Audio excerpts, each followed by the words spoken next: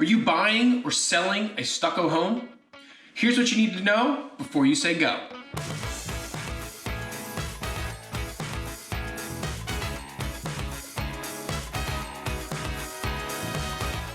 What is up, everybody? This is Mark McGuire. Welcome back to another episode of Real Combos in Real Estate, and I am excited today to talk about something that we get tons and tons of questions about, which is the topic of stucco. Now, what you need to understand about stucco, it's been around for a long time. It is actually a mix of Portland cement, which is 48% porous, and it means that water will get through. So stucco has been used both residentially and commercially, and really where it's gotten the bad rap is the residential end. Commercially, stucco has been applied over top of cinder block, so that allows for breathing. Where we've had the issue is in the residential construction sector. It was applied over top of plywood. Stucco is porous. It allows water through. Where we went wrong in the residential sector is we didn't allow for water to escape. So they had measures in place to try to allow for this.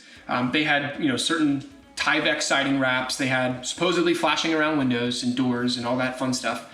But what we're finding is that that's really where the system broke down. We didn't apply enough coats of stucco. We didn't allow for the proper drying time, and we did a poor job of flashing the property, and there was a lack of oversight by either the builders, the government, blame whoever you want, but it wasn't done correctly, and therefore, there's some problems. Now, every home doesn't have a problem. That's where there's a big misconception. People think just because it's stucco, by default, it's wrong. The problem is you don't know truly until you take off the facade. So, you can do a stucco test, you can do the moisture meter test, and, there have been false readings. There have been readings that were, not even, they should have shown positive results, but didn't. So you really don't know the truth until you actually pull the facade down. And the problem is that's expensive. Sometimes you pull it down and there's nothing wrong. Then you have angry people. So how do we move forward with stucco in a confident direction? This is the way we educate all of our buyers and sellers. From a buying standpoint, you need to understand that there's a chance that there's a problem with the stucco. We can test it, but truthfully, you don't know until you take it off. So we always tell our buyers, assume that you need to get new siding.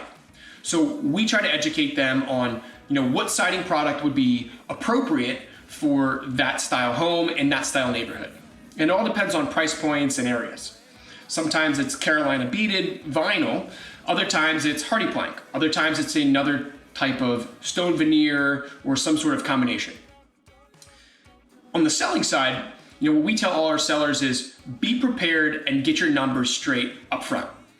A lot of times buyers try to test the stucco and then it's this big whammy right in the middle of the deal, and we like to eliminate whammies in the middle of the deal.